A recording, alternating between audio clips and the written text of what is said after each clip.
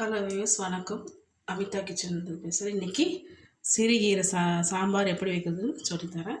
பருப்பு வேக வச்சது, கீரை 2-3 வாட்டி நல்லா சிறுகீரை நல்லா அலசி 2-3 வாட்டி வச்சு அலசி வச்சது சுத்தம் பண்ணி, வெங்காயம், சாம்பாருக்கு தேவையான வெங்காயம், தக்காளி, குழம்பு மிளகாய்த்தூள், புளி கரைசல், உப்பு, பெருங்காயத்தூள், தாளிக்கிறதுக்கு எண்ணெய், கடுகு. எப்படி செய்யறது சொல்கிறாங்க. கடுகு போடுங்க,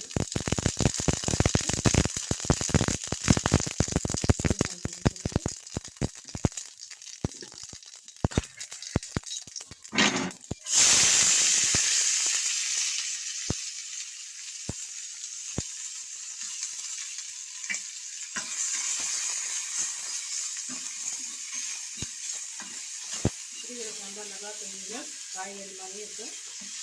அதே மாதிரி சாம்பாருக்கு நல்லா இருக்கும்.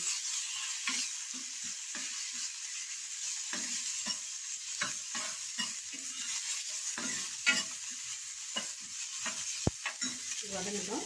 மிளகாய் தூளோட போடுறது சொல்கிறேன்.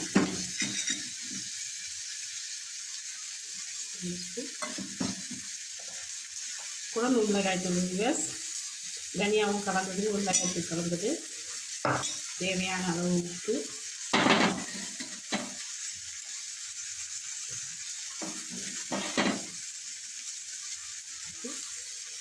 இதை கொதிச்சோன்னா தாளித்து கொட்டிட்டு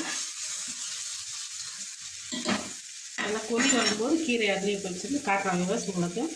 இது மாதிரி கொதிக்கும் போது கீரையை நல்லா அள்ளி போடணும். கொஞ்ச நேரம் வெந்தோன்னே நான் உங்களுக்கு புளி எப்போ ஊற்றணும்னு சொல்கிறேன். புளி இதோ ஊற வச்சுருக்கேன், கரைச்சி நான் ஊற்றும் போது உங்களுக்கு சொல்கிறேன். நல்லா வேகட்டும். முதல்ல வெந்தோன்னே உங்களுக்கு சொல்கிறேன். விவஸ் கீரை நல்லா வெந்துருச்சு. இப்போ புளி கொஞ்சம் ஒரு 7 நிமிஷம் சைஸ் கரைச்சி வச்சுருக்கேன், நான் வடிகட்டி சுத்தமாக. அதை அப்படியே ஊற்றிக்கலாம். கீரை நல்லா வெந்துருச்சான்னு பார்த்துட்டு ஊற்றுங்க.